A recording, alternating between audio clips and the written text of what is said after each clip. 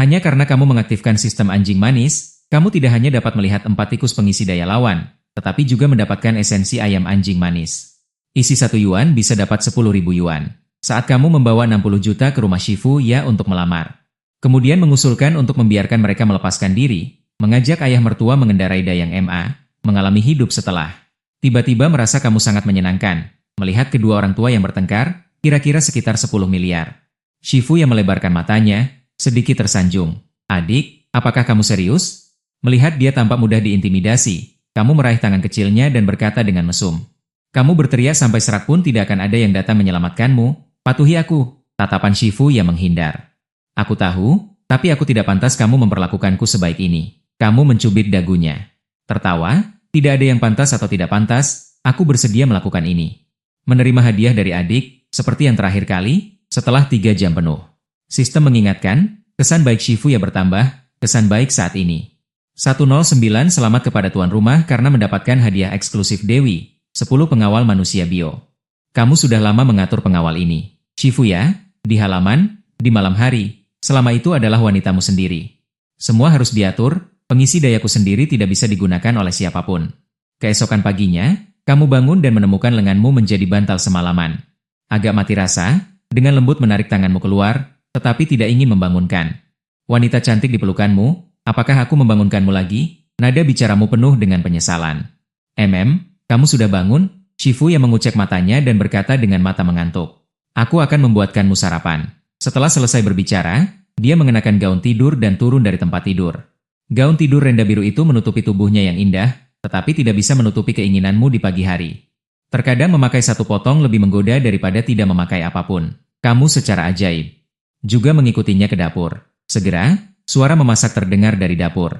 Lebih dari 1 jam kemudian sarapan selesai, roti panggang dan susu, pukul 9.30 pagi. Anda baru saja tiba di depan gedung perusahaan media yang baru Anda investasikan, Qiu Lili sudah berdiri. Menyambut di pintu, 4 kata besar berkilauan, Wind Arise Media. Adalah logo perusahaan Anda. Gaya dekorasi terbuka, dasar warna putih. Garis-garis lampu menerangi marmer yang terang dan mewah, megah. Beberapa sofa ditempatkan di meja depan untuk tempat istirahat para tamu yang menunggu. Seorang resepsionis wanita berdiri di bawah dinding logo, mengenakan pakaian seperti pramugari, seragam gelap dipadu rok pensil seksi. Kaki jenjangnya dibungkus stocking hitam, syal melingkar di lehernya, sangat cantik. Qiu Lili tersenyum dan menyapa, "Selamat datang, Pres Dirkin." Anda menunduk dan melihat skornya.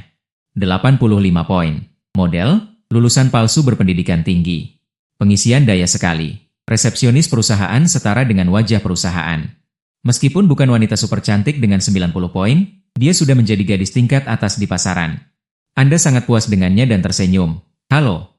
Selamat datang juga untuk bergabung dengan perusahaan kami." Gadis itu membungkuk lagi dan berkata dengan manis. "Terima kasih, Pres Dirkin atas kesempatan ini. Saya akan bekerja keras." Dia baru saja mendengar bahwa bos perusahaan yang sebenarnya akan datang, dan mengira itu adalah orang tua kaya, tetapi tidak menyangka bosnya begitu muda. Begitu tampan, matanya bersinar dengan cahaya keemasan, senyumnya semakin cerah. Anda dengan sopan memujinya dan mengedipkan mata genit. Anda berkata dalam hati bahwa Anda tidak tahan. Dengan isyarat yang begitu kuat, selama Anda mengangguk, gadis ini akan berinisiatif untuk berbaring. Anda dengan cepat menarik kembali pandangan Anda dan memperhatikan tempat lain. Baru datang ke perusahaan sudah menggoda. Seperti orang mesum. Bagaimana mungkin Anda tidak menjelajahi tempat itu terlebih dahulu? Melihat apakah ada tempat tidur di sini. Area kantor yang luas, barisan workstation, monitor komputer berkedip. Sibuk dengan panas. Anda tidak menyapa dan langsung melewati area kantor dan berjalan ke lantai 2. Lantai ini tidak terbuka. Perencanaan, akuntansi, audit, departemen pemasaran, departemen bisnis, hukum, ruang kantor tertutup sangat luas. Di tengah terdapat meja teh, di sampingnya ada 2 pohon lohansung setinggi manusia. Di lemari di dinding, penuh dengan peralatan teh dan anggur, di belakangnya ada rak buku dengan gaya yang sangat tinggi. Di atasnya terdapat banyak buku bisnis. Seluruh jendela dari lantai ke langit-langit memiliki pemandangan yang sangat bagus, tetapi yang paling penting adalah di belakang meja kerja, ada pintu rahasia yang tidak mencolok, di dalamnya seperti suite pribadi. Tempat tidurnya besar, ada juga kamar mandi, furnitur, lemari pakaian, lemari es. Semuanya lengkap, mulai sekarang saya akan bekerja di sini setiap hari. Ini terlalu nyaman, bukan? Di seberang kantor adalah studio Pulau 5. Tempat para artis berakting dan menari, Di sebelahnya ada ruang latihan kecil untuk melatih bentuk tubuh. Para artis berlatih seharian, lelah dan berbaring di kantor Anda untuk beristirahat, sangat masuk akal. Q Lily menyelesaikan seluruh proyek perusahaan dalam waktu seminggu, Anda membiarkan Q Lily memanggil semua karyawan ke ruang rapat di lantai 2, saatnya untuk memberikan gambaran besar kepada semua orang. 5 menit kemudian, Anda berjalan ke ruang rapat, menghadapi lebih dari 30 pasang mata. Tatapan penasaran, sikap Anda tenang, tidak gugup sama sekali. Mereka semua bekerja untuk Anda tidak punya alasan untuk gugup, sedikit melirik ke bawah. Orang-orang yang hampir seusia dengan Anda menunjukkan senyum ramah, dan naik ke podium. Maaf mengganggu pekerjaan semua orang, untuk berterima kasih kepada semua orang karena telah mendengarkan omong kosong saya yang tidak tahu apa-apa ini. Setelah pertemuan selesai, setiap orang akan menerima uang kompensasi pertemuan sebesar 1.000 yuan. Pembukaan ini secara instan membuat semua orang bingung. Setelah 2 detik hening, suasana meledak. Suasana riuh. Ada apa ini? Baru bertemu saja sudah diberi 1.000 yuan. Benarkah? Bos ini terlalu baik. Beberapa pemimpin yang cerdas segera memimpin bertepuk tangan, karyawan lain juga dengan cepat bereaksi, tepuk tangan bergemuruh untuk waktu yang lama. Sorot mata setiap orang menjadi bersemangat, Anda tersenyum tipis. Berpikir, ada lebih dari 30 orang, bos. Begitu kata-kata itu diucapkan, tepuk tangan meriah kembali terdengar. Anda tidak suka mengatakan sepatah kata pun, mereka menambahkan tepuk tangan sekali. Terlalu membuang-buang waktu. Anda menekan dengan kedua tangan, selanjutnya saya berbicara tidak perlu bertepuk tangan. Saya tahu Anda datang demi uang. Aku bayar gaji, kalian bekerja, itu adil. Sama sekali tidak perlu melakukan basa-basi seperti ini. Semuanya tenang, tatapan mata berubah dari bersemangat menjadi terkejut. Sudah berkali-kali mendengar pidato bos, ini versi pertama kalinya. Begitu mulai langsung berbicara terus terang. Gaya bicaranya ini seperti seorang pekerja. Benarkah di dunia ini ada bos yang tidak formalistis? Kalian membiarkan mereka menunggu terlalu lama, langsung saja mulai melukis kue, berjanji manis. Pertama soal sistem. Aku menemukan perusahaan kita katanya libur 2 hari, tapi sebenarnya semua orang harus datang bekerja pada hari Sabtu. Karena hanya dengan datang bekerja pada hari Sabtu, ditambah subsidi ganda, baru bisa mendapatkan gaji yang disepakati di awal. Terus terang, kalian lembur karena terpaksa. Sebenarnya hanya libur 1 hari. Daripada begitu, aku sangat tidak suka sistem yang berbelit-belit seperti ini. Libur 2 hari adalah hak yang seharusnya dimiliki pekerja. Tidak seorang pun boleh merampasnya. Jadi, mulai sekarang, gaji lembur hari Sabtu langsung dihitung ke dalam hari kerja biasa. Aku harap semuanya memiliki akhir pekan yang menyenangkan. Sial, sial. Karyawan di bawah sangat bersemangat hingga hampir gila. Sekarang ini, sangat sulit mencari pekerjaan dengan libur 2 hari. Bahkan jika ada, gajinya sangat kecil, tidak cukup untuk menghidupi satu orang. Apalagi menghidupi seluruh keluarga. Sekarang ternyata ada pekerjaan dengan gaji yang tidak kecil dan juga libur 2 hari. Siapa yang tidak bersemangat? Beberapa karyawan yang berani mulai bertepuk tangan lebih dulu. Bos berkata tidak perlu bertepuk tangan, tapi tidak mengatakan tidak boleh bertepuk tangan.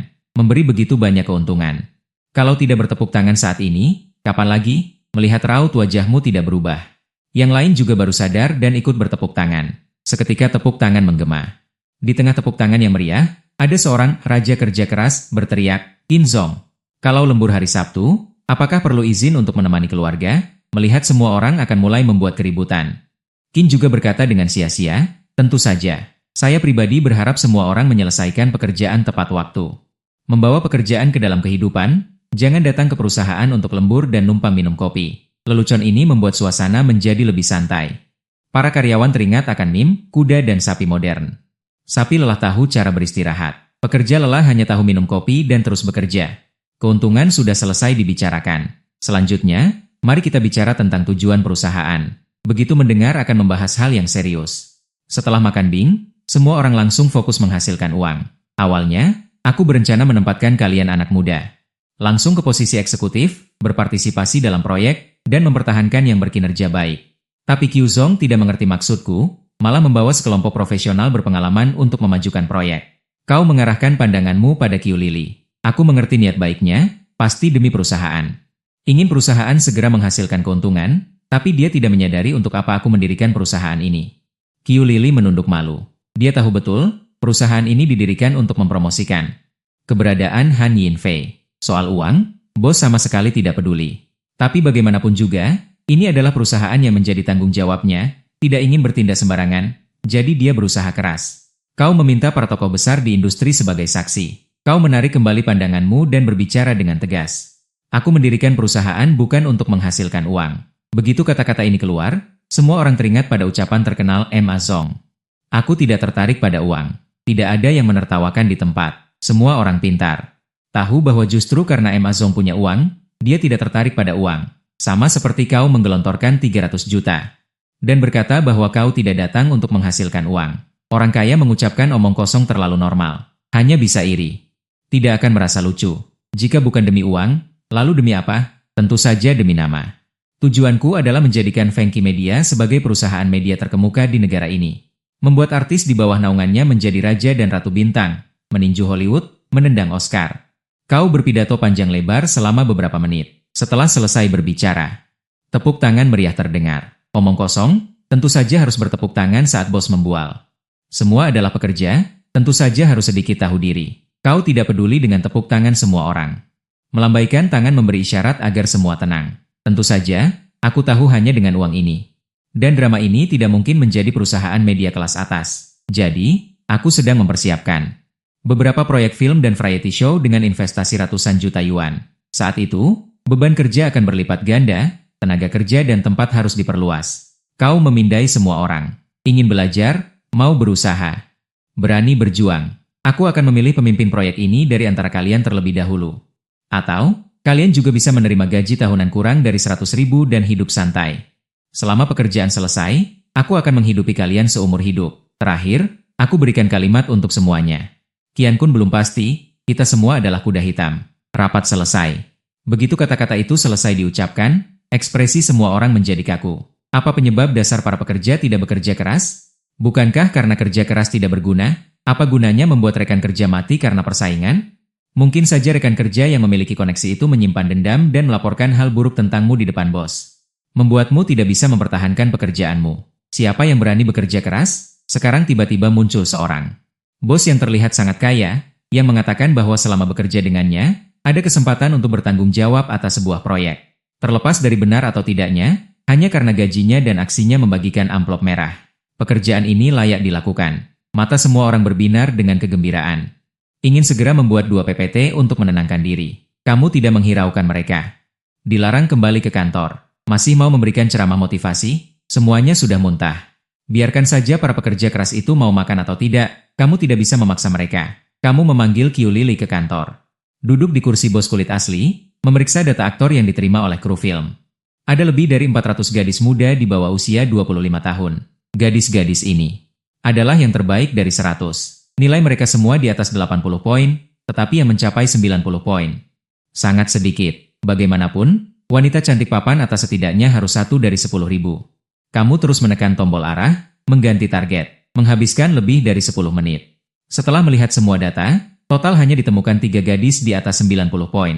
Singkirkan 1 yang memiliki riwayat percintaan yang kaya, kirimkan 2 sisanya ke Qiuli. Juga cari sekitar 10 orang.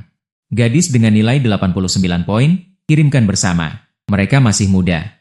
Dengan sedikit pelatihan, mengurangi berat badan, dan melatih bentuk tubuh dan kualitas diri.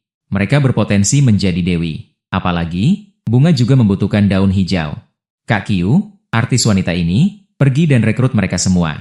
Persyaratannya sama dengan Han Yanfei dan mereka. Qiu Lili terlihat sedih. Baik. Dia merasa sangat sakit hati menandatangani kontrak yang tak terhitung jumlahnya ini. Saat menandatangani, tanyakan pada mereka apakah ada gunanya membentuk grup. Aku berencana untuk membentuknya. Girl group beranggotakan 7 orang. Kamu berpikir sejenak. Menurutmu nama girl group hari Minggu, bagaimana? Senin sampai Minggu. Masing-masing sesuai dengan 1 orang. Namanya tidak masalah, hanya saja perusahaan kita sekarang tidak begitu terkenal. Acara-acara pencarian bakat itu mungkin tidak menerima peserta pelatihan kita. Kamu melambaikan tangan. Acara varietas, kita buat sendiri saja. Aku bukannya tidak mengeluarkan uang. Qiu Lili menelan ludah. Bos, berapa banyak yang Anda rencanakan untuk investasikan kali ini? 10 miliar? Mungkin. Kamu berpikir sejenak dan menjawab. Bos, apakah uang keluarga Anda datang dari angin? Qiu Lili terkejut dan memberikan bimbingan. Uang ini bahkan lebih mudah daripada datang dari angin. Kamu tersenyum ringan. Jangan terlalu terkejut. Ini hanyalah investasi awal. Jika hasilnya bagus, kita bisa menambahkan lebih banyak lagi nanti. Melihat senyum percaya diri Anda, Qiu Lili akhirnya mengerti mengapa Anda tidak takut seseorang kabur. Dengan kondisi yang begitu menguntungkan, artis mana yang tega pergi? bahkan jika mereka pergi. Dengan kemampuanmu, mengangkat yang lain bukankah mudah dan menyenangkan? Lalu, apakah Anda ingin menambahkan satu orang lagi? Tidak perlu sekarang. Belasan saja sudah cukup. Sikapnya tidak bisa diganggu-gugat. Tidak bisa mengurusnya. Kamu hampir keceplosan. Dengan tergesa-gesa kamu meluruskan sikapmu. Buatlah hasil terlebih dahulu. Setelah perusahaan terkenal, rekrutlah peserta pelatihan idola lainnya. Batas usia 18 tahun. Qiu Lili menunjukkan senyum tulus. Aku mengerti. Bos, kamu mengangguk. 2 gadis yang kuberikan padamu di awal harus diprioritaskan untuk dikembangkan. Mereka adalah tokoh jiwamu. Masalah ini juga dihitung pada mereka. Terutama untuk mengangkat mereka berdua, kan? Benar. Semua artis ini aku serahkan kepadamu. Jawab. Buatlah prestasi. Posisi General Manager perusahaan akan selalu menjadi milikmu. Qiu Lili mendengar makna tersembunyi dalam perkataanmu. Jika tidak bisa mengangkat mereka, kamu akan mengganti orang menjadi General Manager. Dia merasa sedikit diremehkan. Dengan adanya dana, program apa yang tidak bisa dibuat? Tanpa menghiraukan biaya, dengan begitu banyak uang yang digelontorkan, seorang pemula pun bisa diangkat menjadi bintang olehmu.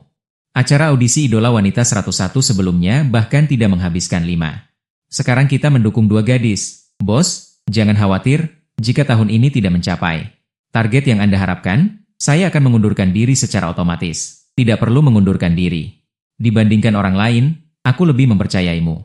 Kedengarannya bagus. Tetapi Qiu Lili tahu betul bahwa jika dia tidak bisa mencapai hasil, dia akan diganti cepat atau lambat. Posisi ini jauh lebih menarik daripada gaji. Dia tidak ingin menyerah, jadi dia segera membuat janji militer di tempat. Dalam 1 tahun, dia pasti akan mendukung Han Yanfei dan Liu Xin. Anda tidak bisa menunggu selama itu. Dia meminta untuk melihat hasilnya dalam setengah tahun, mengabaikan ekspresi sulit Qiu Lili dan terus berbicara tentang ide-idenya. Saya ingin mengubah kantor di lantai 2 perusahaan menjadi tempat pelatihan artis atau ruang siaran langsung, dan jangan menjadikannya area kantor lainnya. Langsung buat ruang rias dan istirahat, dan usir semua karyawan yang bekerja ke kantor di sebelahnya. Di sini khusus disediakan untuk artis dan tim layanan. Artis berlatih dan tampil di sini. Setiap minggu, saya dan beberapa juri profesional melakukan penilaian. Seluruh proses disiarkan langsung untuk memungkinkan netizen berpartisipasi dalam pemungutan suara dan penilaian. Akhirnya, 7 gadis dipilih untuk membentuk girl group dan memulai debut. Bagaimana menurutmu? Qiu Lili mendengarkan dan merenung sejenak sebelum memahami maksudmu. Anda ingin memilih seorang putri di sini dan menjadi kaisar sendiri. Qiu Lili pergi untuk sibuk. Setelah berkomunikasi mendalam dengan bos, dia memiliki kepercayaan diri di hatinya dan tidak lagi takut-takut. Dia juga tidak lagi berjuang untuk menghemat biaya. Dia melepaskan dan melakukan apa yang dia inginkan untuk mencapai indikator bos secepat mungkin. Qiu Lili memanggil beberapa personal pemasaran untuk mengatur kontak. Dan dia sendiri memanggil 2 aktor yang Anda perhatikan secara khusus. Halo. Apakah ini Nona Chen? Sebuah suara dingin datang dari telepon. Ya, siapa ini? Saya manajer perusahaan Fengki Media. Perusahaan kami baru-baru ini berencana untuk membentuk girl group. Saya ingin bertanya apakah Anda tertarik untuk menjadi trainee idola. Tidak tertarik? Terima kasih. Selamat tinggal. Qiu Lili tercengang. Pihak lain menolak dengan sangat lugas. Dia buru-buru menambahkan, tunggu, saya melihat bahwa Anda memberi kami resume aktor yang Anda kirimkan ke kru Forces and Aid Desolations. Saya pikir kondisi penampilan Anda sangat sempurna.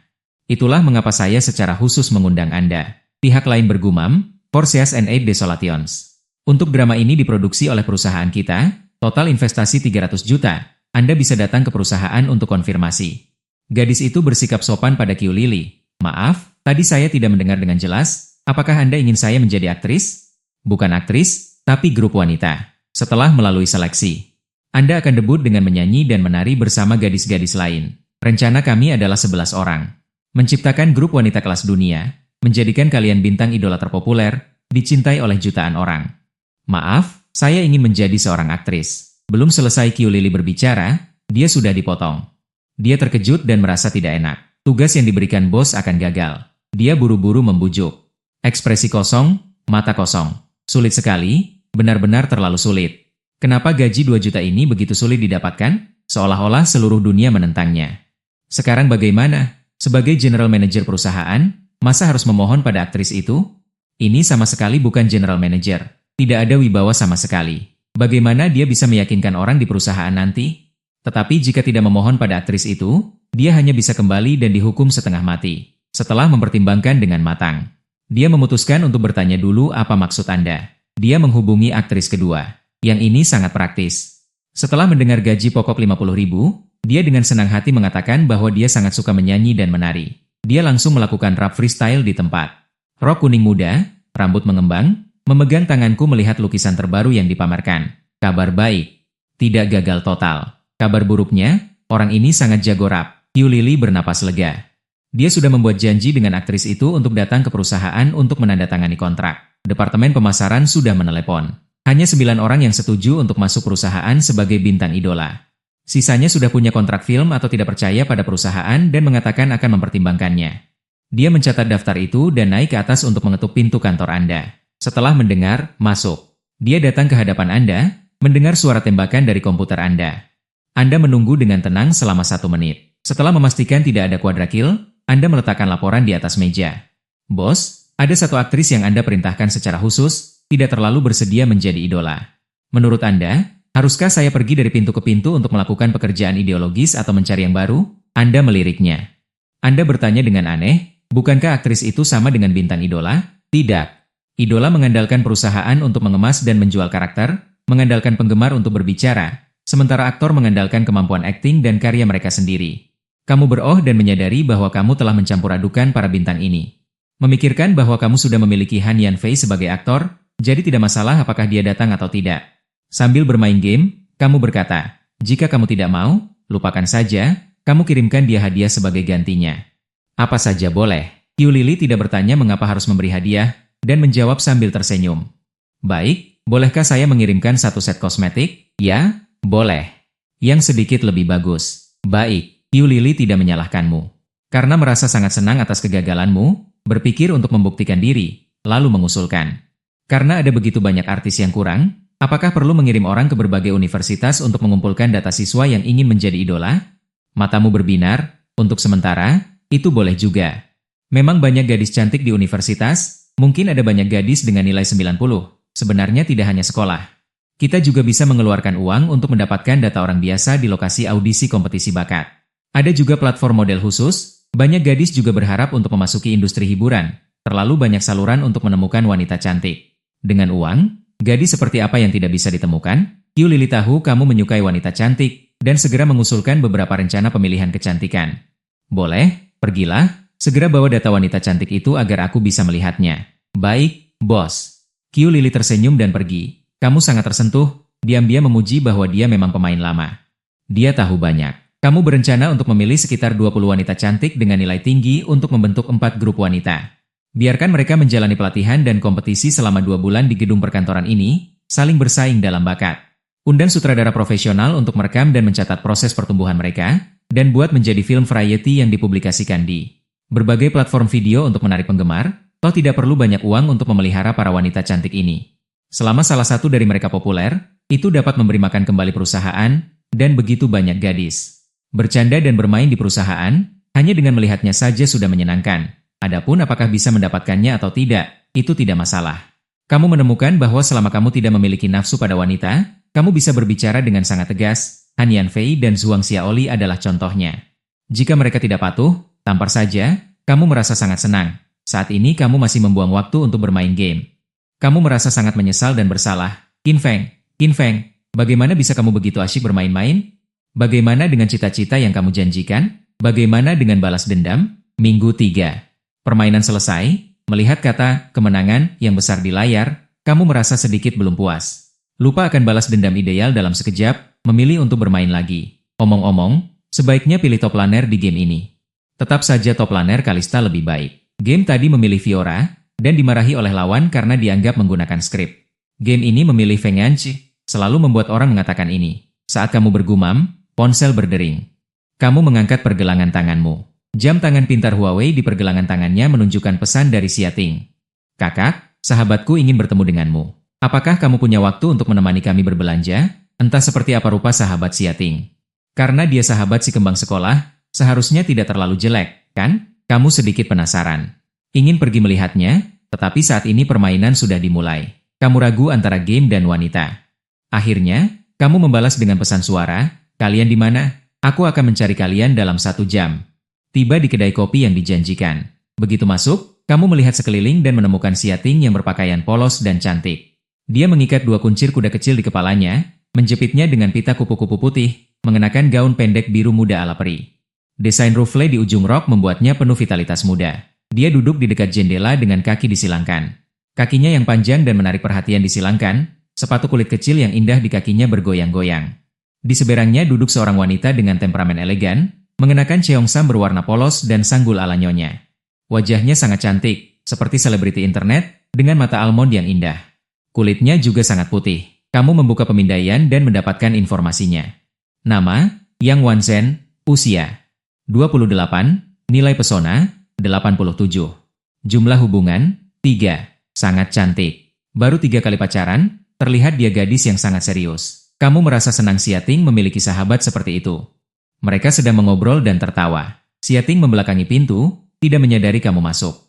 Namun, Yang Wanzhen melirikmu. Kamu tersenyum dan mengangguk padanya, lalu berjalan lurus. Mendengar dia merendahkan suaranya dan berkata kepada Xiating, ada pria tampan datang, terlihat lumayan. Dia berjalan ke arah kita. Xiating menoleh dan begitu melihatmu, dia segera berdiri. Dengan manis memanggil, kakak, kamu sudah datang. Yang Wanzhen tertegun sejenak, matanya memancarkan keterkejutan. Dia tidak menyangka pria ini adalah pacar Xiating. Maaf, aku sedikit terlambat. Kamu tersenyum dan berkata, tidak terlambat, tidak terlambat. Bahkan secangkir kopi pun belum habis kita minum. Xiating dengan mudah menggandeng lenganmu, tersenyum ceria sambil duduk mendekatimu. Wanita cantik ini adalah siapa? Kamu bertanya dengan pura-pura tidak tahu, namanya Yang Wanzhen, sahabatku. Setelah Xiating memperkenalkan, dia memamerkan kepada sahabatnya, inilah pacarku, Qin Feng. Presiden Qin sangat muda, kata Yang Wanzhen dengan suara rendah. Dia hari ini mengajukan ingin bertemu denganmu. Pertama, karena penasaran, ingin melihat seperti apa rupa pria yang memberikan mobil dan rumah mewah kepada Xiating. Kedua, ingin menguji apakah Xiating bisa memintamu datang. Suaminya juga orang kaya. Sejak mereka saling kenal, dia selalu merendahkan diri dan mengejar suaminya. Dan suaminya selalu tidak peduli. Ingin mendapatkan nomor WeChat dan memintanya datang. Hampir tidak mungkin. Jika bukan karena dirinya hamil, dia tidak akan punya kesempatan untuk mendekati orang kaya. Jadi dia berpendapat bahwa tidak ada orang kaya yang baik. Tapi dia tidak menyangka pacar yang dicari Xiating. Ternyata begitu penurut. Satu pesan WeChat saja sudah membuatnya datang. Melihat penampilanmu dengan kemeja dan celana panjang formal, kemungkinan besar sedang bekerja. Ini membuatnya iri hingga ingin menangis. Xiating tidak memberitahumu kalau kami teman sekelas, tanyamu sambil tersenyum. Tidak. Dia hanya setiap hari mengeluh padaku tentangmu yang punya wanita lain di luar sana. Bertanya bagaimana cara menyenangkan orang kaya. Nada bicara Yang Wanzhen agak masam. Mana ada? Xiating tidak terima. Jangan bicara omong kosong. Kamu menepuk kaki Xiating, memberi isyarat agar dia tidak emosi. Gadis ini dengan beberapa kata saja sudah terseret. Terlihat bodoh. Tidak peduli berapa banyak wanita yang aku miliki di luar sana, Xiating bagiku akan selalu menjadi yang terpenting. Kalimatmu ini diucapkan dengan tulus, sehingga kedua wanita di meja percaya pada omong kosongmu. Ting Ting, priamu sangat memanjakan gadis. Aku bahkan belum pernah mendengar kata-kata seperti ini. Yang Wanzhen tanpa sadar berkata. Xiating diam-diam senang di dalam hatinya, tetapi di depan sahabatnya dia menunjukkan sedikit kesombongan. Cih, dia si playboy. Aku tidak menginginkannya. Jika kamu tidak menginginkannya, berikan padaku saja. Yang Wanzhen menatapmu dengan penuh arti, silakan pergi. Kamu harus mengangguk. Aku akan segera bercerai, aku tidak menginginkan anak itu. Kamu tidak menyangka dia begitu galak. Kamu sedikit terkejut, tadi kamu masih cemberut. Hanya Xiating seperti ini. Bagaimana mungkin wanita yang cemburu pada anak perempuan berusia 5 tahun akan berinisiatif memperkenalkan? Yang Wanzhen tahu temperamen Xiating.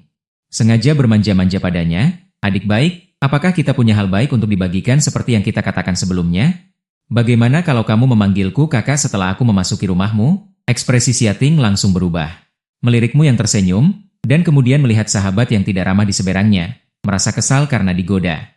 Tidak bisa, aku tidak bisa menerimanya sama sekali. Dia menatapmu dengan ekspresi yang sangat serius. Kamu boleh dengan wanita lain, tapi dia adalah sahabatku, kamu tidak boleh tertarik padanya.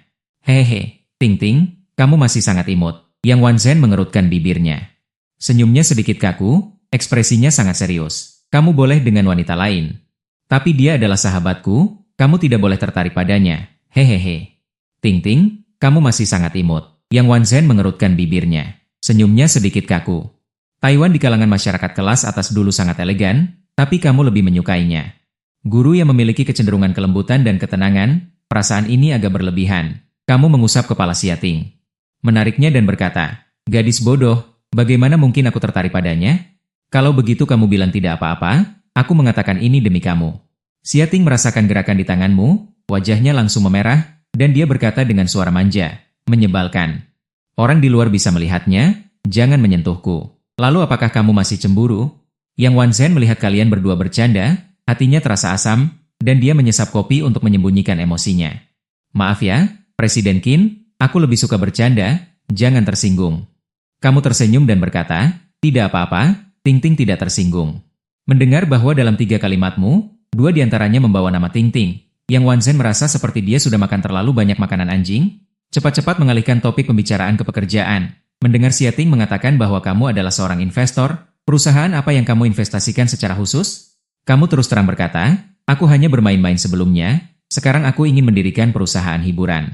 Memfilmkan film dan drama TV, toh perusahaanku sendiri cepat atau lambat akan berkembang, jadi tidak perlu ditutup-tutupi.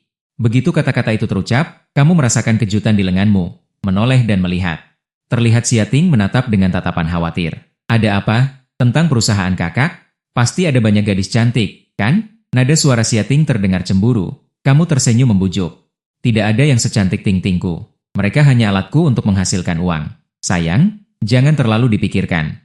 Xia Ting perlahan tersenyum setelah dibujuk. Terlepas dari benar atau salah, di depan orang luar. Dia tidak bisa terlihat terlalu picik. Yang Wanzhen bertanya dengan rasa ingin tahu, kudengar dunia hiburan tidak bisa beroperasi tanpa modal.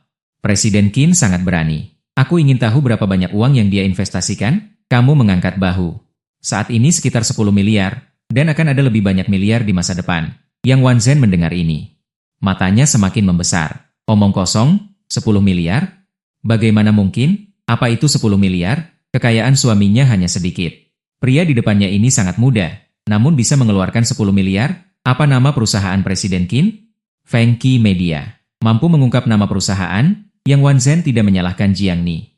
Lagi pula, banyak hal tentang perusahaan bisa diperiksa, dan kamu juga tidak perlu berbohong di depannya. Sikapnya menjadi sedikit terkekang, tidak seperti sebelumnya. Sikap sesukanya. Beberapa orang mengobrol selama lebih dari setengah jam, dan topik itu kembali ke hubunganmu dan Xia Ting.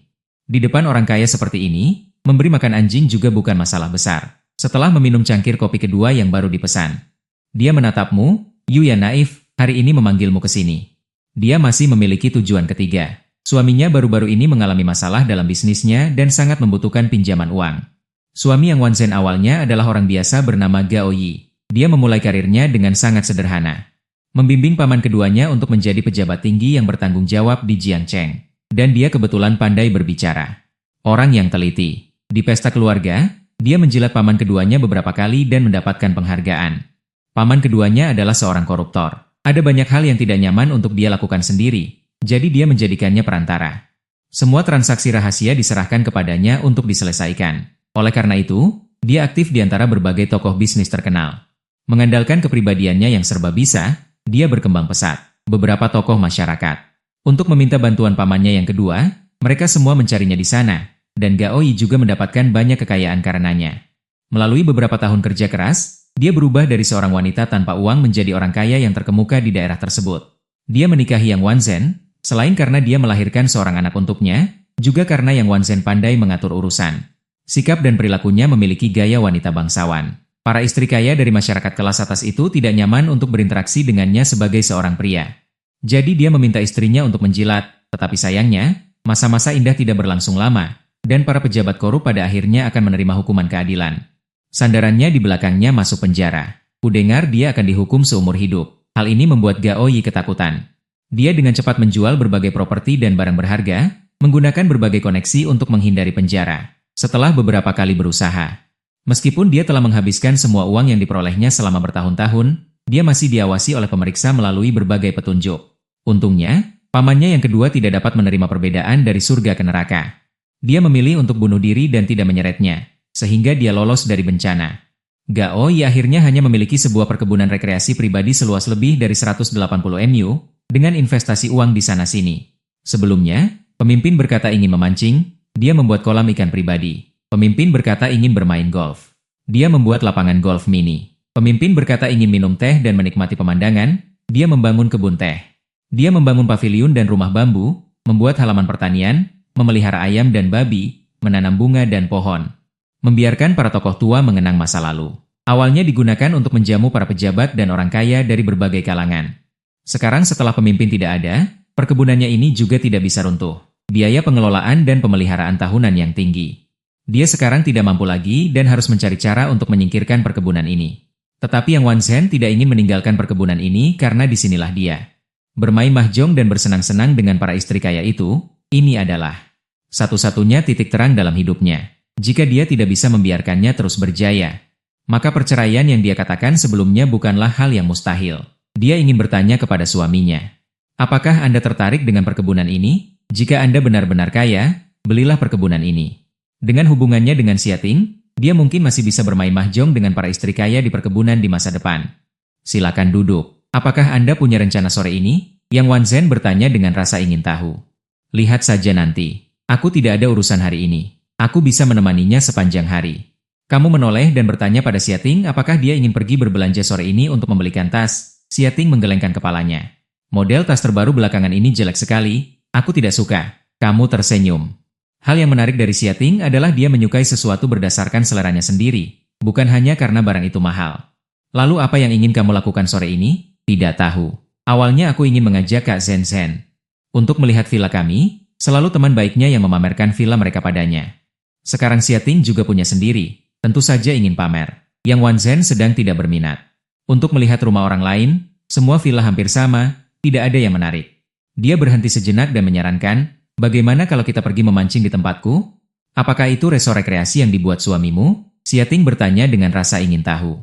Dia sedikit mendengar tentang resort teman baiknya, tetapi tidak pernah punya kesempatan untuk pergi. Setiap kali dia ingin pergi, entah suami temannya sedang menerima tamu, atau temannya sibuk mengajak anak-anak, tidak punya waktu untuk mengajaknya bermain. Hari ini, dia mendengar temannya berinisiatif mengundang. Dia sedikit terkejut. Xia Ting mana tahu, saat itu dia hanyalah seorang sales kosmetik. Yang Wanzhen tentu saja tidak menyukainya. Juga tidak ingin membawa gadis cantik seperti itu ke resor dan bermain mahjong dengan para istri kaya. Topik semua orang pasti akan berkisar pada tubuhnya yang montok. Wajahnya yang cantik dan awet muda. Saat itu, bagaimana mungkin Yang Wanzhen membiarkan popularitasnya direbut? Sekarang kamu menemukan keluarga yang baik. Tiba-tiba ayam hutan berubah menjadi burung phoenix. Baru saat itulah Yang Wanzhen berinisiatif mengundangnya untuk bermain. Realitanya seperti ini, ketika status tidak setara, bahkan jika hubungannya baik. Itu hanya bisa menjadi persahabatan palsu. Ya, pemandangan di sana cukup bagus. Ada gunung, ada air, udaranya segar. Yang Wanzhen sangat antusias mengundang.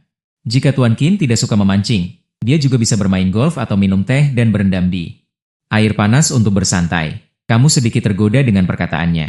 Kamu belum pernah mengalami cara rekreasi kelas atas seperti ini, tidak hanya tidak memancing. Juga tidak pernah bermain golf, minum teh pun teh botol, berendam di air panas hanya di pemandian umum. Berhenti, apakah kamu ingin pergi? Terserah. Hanya saja aku tidak bisa bermain golf, kakak akan mengajariku. Xia Ting memanyungkan wajahnya. Sambil tersenyum berkata, meskipun kamu juga tidak bisa, tapi merasa bisa mengajariku.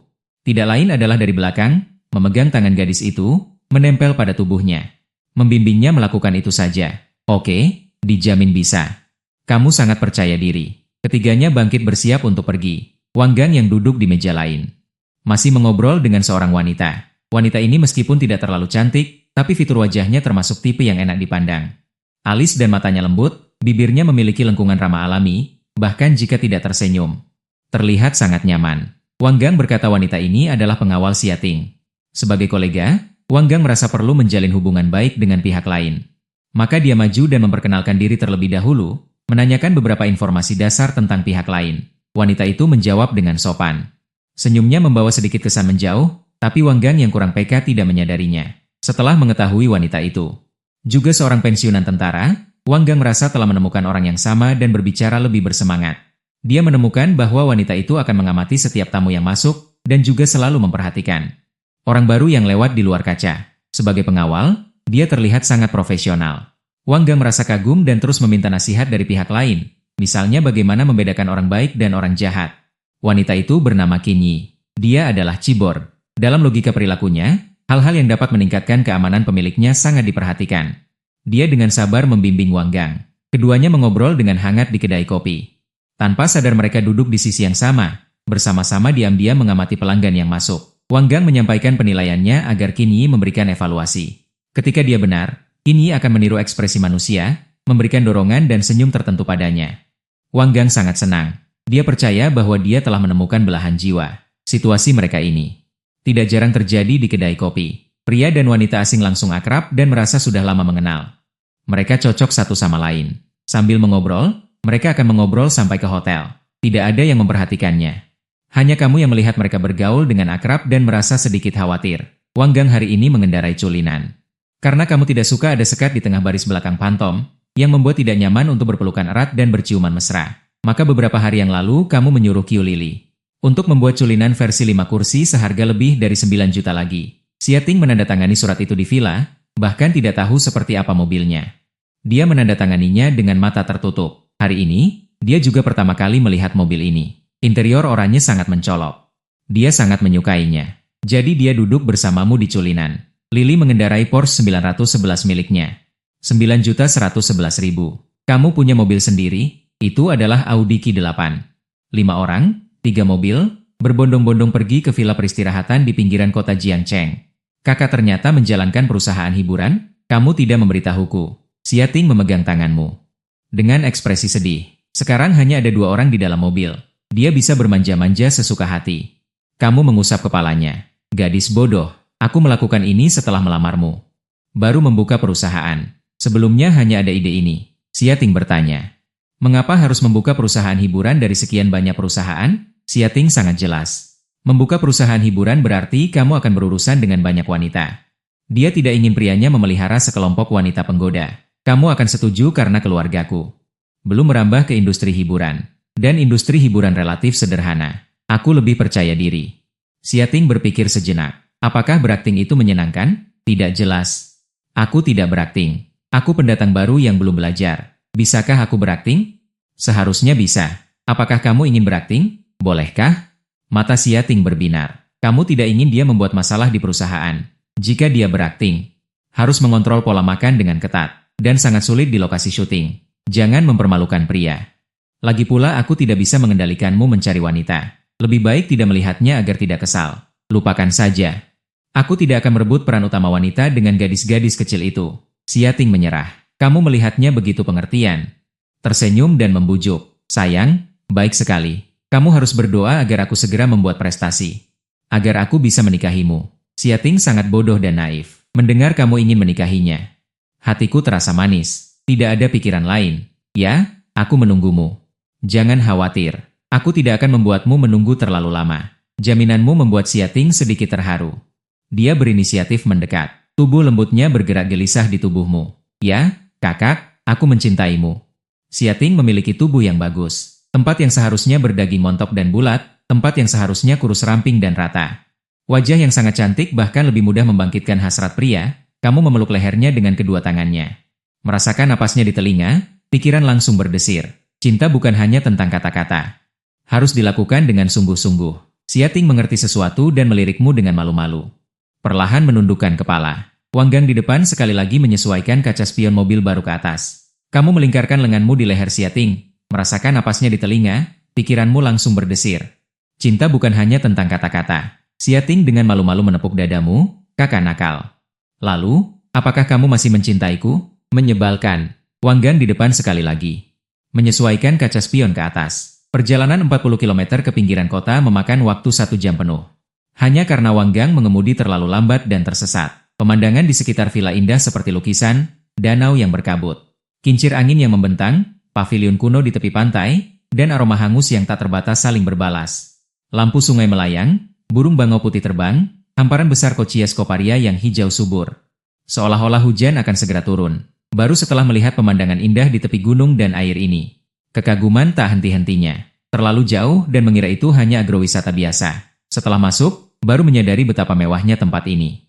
Tidak kalah dengan rumah pangeran di TV. Yang Wan Zhen segera menyambutmu, diikuti oleh 5 orang. Wanita cantik berseragam-seragam membungkuk serempak. Qin Zong. Mereka dapat membantu Anda mencampur minuman, bernyanyi, memijat, dan bersantai. Yang Wan Zhen dengan murah hati memperkenalkan tanpa menghindari Xia Ting. Ini restorannya.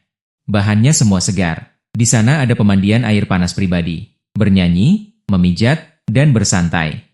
Yang Wan Zhen dengan murah hati memperkenalkan tanpa menghindari Xia Ting. Ini restorannya.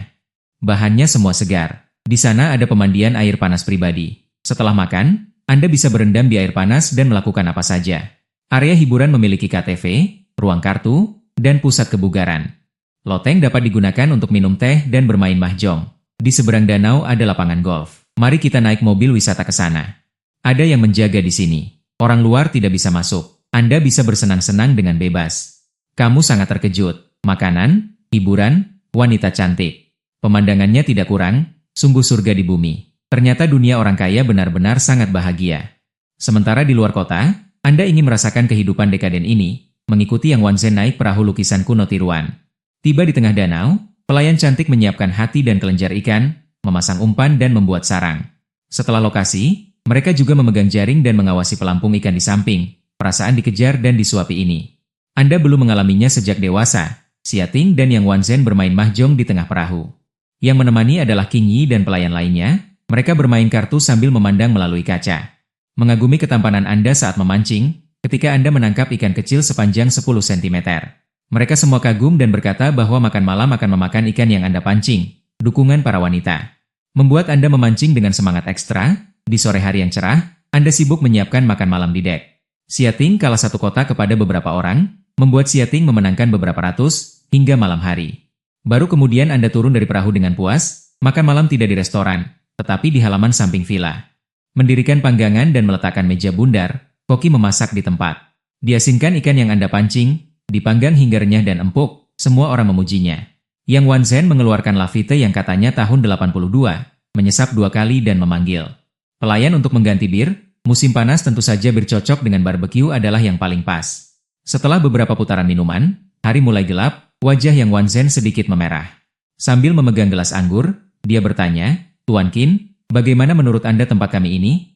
Anda makan tiram mentah dan mengangguk memuji, "Sangat bagus. Kecuali nyamuknya terlalu banyak, yang lainnya sangat bagus." Meskipun di sekeliling meja diletakkan beberapa piring obat nyamuk, masih ada nyamuk yang tidak takut mati berputar-putar di atas kepala. Tidak ada nyamuk di kamar. Yang Wanzen mendekat ke sisi Anda dan berkata dengan lembut, "Bagaimana kalau Anda berendam di air panas malam ini, menginap di sini, dan besok pagi kita bermain golf?" Nona yang begitu antusias, "Apakah ada sesuatu yang ingin Anda diskusikan dengan saya? Anda tidak percaya bahwa ada orang yang tidak pelit sepeser pun. Namun mengajak Anda jalan-jalan, makan dan minum." Yang Wanzen awalnya ingin mengajak Anda berkeliling besok, menunjukkan semua keunggulan villa. Untuk menanyakan niat pembelian, tetapi melihat Anda secara aktif mengangkat topik dan minum anggur. Lalu dia mencoba bertanya, "Tuan Qin, Anda orang yang sangat kaya. Pasti perlu menjamu tamu VIP dan mengatur pesta minum, kan?" "Tidak perlu. Selama ini orang lain selalu menindasku, aku hanya bertugas datang, makan dan minum." Jawablah dengan jujur. Yang Wanzen tersedak. Tak disangka bos besar seperti itu bisa mengatakan hal yang tak tahu malu. Benar saja, semakin kaya seseorang, semakin mereka tidak peduli dengan pendapat orang lain. Yang Wanzen bertanya dengan cara lain. "Lalu, apakah Anda membutuhkan tempat rekreasi dan hiburan untuk memancing dan minum teh bersama teman-teman?" Untuk merilekskan tubuh, dia menuju ke permukaan danau yang berkilauan dan dengan giat memperkenalkan. "Di sepanjang danau ini adalah seluruh area villa kami. Setiap pagi kami berlari mengelilingi danau. Dapat memperpanjang umur. Tidak ada gangguan kendaraan di jalan. Pelayan kami." Kau mendengarkannya mengoceh begitu lama, tapi masih tidak mengerti apa yang ingin dia lakukan. Villa rekreasi ini memang tempat yang baik untuk bersantai bagi mereka yang tubuhnya sudah terkuras oleh minuman keras dan wanita. Tapi tubuhmu sangat kuat. Mengapa perlu mengandalkan ini untuk memulihkan diri? Kau melirik ke bawah yang sama bingungnya dan langsung bertanya. "Yang Wan, katakan saja ada apa? Apakah kau ingin aku membawa teman untuk mendukungmu? Atau ingin meminjam uang?" Pertanyaanmu yang terlalu belak-belakan membuat Yang Wanzen sedikit canggung. "Silakan duduk. Sejujurnya, keluarga kami baru-baru ini mengalami banyak kerugian karena kesalahan penilaian investasi. Kami ingin menjual dan menyingkirkan villa ini." Xiating di samping berkata dengan terkejut, "Benarkah? Kamu mau menjual villa ini?" "Ya, suamiku akan bangkrut, kalau tidak dijual tidak bisa," kata Yang Wanzen sambil tersenyum pahit. Tempat yang begitu indah pasti menghabiskan banyak waktu dan uang. Xiating merasa kasihan padanya. "Ya, hanya teko ini saja harganya lebih dari 20 juta. Belum lagi membangun rumah dan membuka jalan." Xiating diam-diam berdecak kagum. "Kamu berencana menjualnya berapa?" tanyamu penasaran. Yang Wanzen tidak menjawab secara langsung. Dengan ekspresi gembira, "Jika Tuan Qin merasa tempat ini bagus, saya akan memanggil suami saya untuk membicarakan harganya." Kau merenung sejenak. Kau tidak terlalu menginginkan perkebunan ini. Memancing, golf, Dan kegiatan rekreasi agrowisata terlalu mewah dan kurang menarik bagi kaum muda. Setelah seluruh pengalaman, kau hanya merasa bahwa gadis kecil yang membantumu memasang umpan itu lumayan, sopan dan bekerja dengan tenang. Nilai pesonanya juga lebih dari 80 poin. Hanya saja frekuensi pengisian dayanya agak terlalu sering. Mungkin membantumu memasang umpan siang hari masih belum cukup. Malam hari juga harus membantu memasang. Saat sedang berpikir, kau menyadari bahwa Xiating sedang menatapmu lurus-lurus. Kenapa? Kamu suka tempat ini? Kamu bertanya sambil tersenyum. Xiating menciutkan lehernya. Dia tersenyum kecil. Terlalu mahal? Aku tidak mampu menyukainya. 20 juta hudou. Ditambah hal-hal lain, bahkan jika suaminya kaya, dia tidak akan membelinya hanya karena dia menyukainya. Meskipun dia memang berpikir tempat ini sangat bagus, dengan kicau burung dan aroma bunga, jauh dari kebisingan kota. Jika bisa, dia ingin menghabiskan sisa hidupnya bersamamu di sini. Bahkan harganya tidak disebutkan. Bagaimana kamu tahu itu mahal? Kamu berkata, bagaimanapun, aku pasti tidak mampu membelinya seumur hidupku. Xiating terdiam sejenak dan berkata dengan serius, aku juga tidak ingin kakak menghabiskan begitu banyak uang untukku. Dia sudah sangat puas dengan hidupnya sekarang dan tidak ingin kamu membuang-buang uang untuknya lagi. Bagaimanapun, karir seorang pria lebih penting. Selama kamu bahagia, aku akan membelikanmu. Uang kecil ini bukan apa-apa, katamu sambil tersenyum. Kata-kata boros ini. Ketika Yang Wanzhen mendengar ini, seluruh orangnya merasa tidak enak. Dia sudah tahu bahwa kamu menyayanginya. Tapi dia tidak menyangka bahwa transaksi generasi sebelumnya sebenarnya diputuskan oleh Xiating. Dia hanya memegang gelasnya. Setelah merasa sangat sedih dan benci, dia tersenyum dan mengangkat gelasnya untuk memberi hormat kepada Xiating. Wah, Presdirkin ini terlalu memanjakan. Ya. Ting Ting sangat beruntung. Kebahagiaan di mata Xiating tidak bisa disembunyikan. Dia mengangkat air putih dan bersulang dengannya. Dengan nada arogan dia berkata, tidak juga, dia biasanya sangat nakal dan selalu menggertakku. Kapan aku menggertakmu? Kamu bercanda. Xiating memelototimu dengan genit. Qin Wei tidak menjawab dan mendekati Xiating, sedikit merendahkan suaranya. Adik yang baik, bantu kakak. Bujuk suamimu untuk membeli villa ini. Nanti kalian bisa berkencan di sini. Atau mengundang teman-teman untuk berkumpul. Xiating memiringkan matanya dan tersenyum sinis padanya, lalu menggelengkan kepalanya dengan lembut. Tidak usah, biarkan dia mempertimbangkannya sendiri. Dia baru-baru ini membuka perusahaan, mungkin tidak punya uang tunai. Aku tidak ingin mempengaruhinya. Adikku yang baik, tolong bantu aku kali ini saja. Jika bukan karena situasi yang sulit, aku tidak akan mengatakan ini. Yang Wanzhen mengambil bantal. Duduk di samping Xiating, bersiap untuk berbicara dengan kasih sayang dan alasan. Malam di sini sangat sunyi. Suaranya tidak terlalu keras atau terlalu pelan. Karena jaraknya sangat dekat, Xiating sedikit menyukai tempat ini. Tapi dia tidak berbicara. Jika dia membelinya sendiri dan mengirimkannya, itu akan tampak tidak sopan. Apakah kamu berencana menunggu dia bicara sebelum membeli? Untuk mempermudah Yang Wanzhen membujuk, kamu membawa minuman anggur dan berjalan ke tepi danau untuk menikmati pemandangan. Ini adalah jarak yang tidak bisa didengar orang biasa. Sejujurnya, demi masalah ini, aku bahkan berencana untuk bercerai dengan pasanganku. Seserius itu? Tentu saja. Kemarin masih bertengkar. Sekarang hanya kamu yang bisa membantuku. Suamimu terlihat sangat percaya diri. 1 atau 200 juta ini pasti tidak dianggap penting. Tetap saja tidak bisa. Ini uangnya. Sekarang aku makan dan tinggal bersamanya, aku sudah sangat tidak enak hati. Gadis bodoh. Kenapa dengan uangnya? Bukankah dia harus melahirkan anak untuknya? Demi Yang Wanzhen. Air putih Xiating adalah petunjuk. Apakah kamu punya rencana atau sedang mempersiapkan kehamilan? Xiating menggosok-gosok perutnya dan berkata perlahan, tidak tahu. Alat tes belum menunjukkan hasil. Kamu yang menguping pertunjukan, saraf tegangmu baru saja sedikit rileks. Namun, bibi ini belum datang. Sial. Kamu langsung berkeringat dingin. Aku akan menjadi ayah, tapi kamu belum siap. Dan jika Xiating hamil, keluarganya tidak akan mendesak pernikahan. Ayahnya kabarnya seorang profesor kuno. Mungkin tidak setuju putrinya hamil di luar nikah.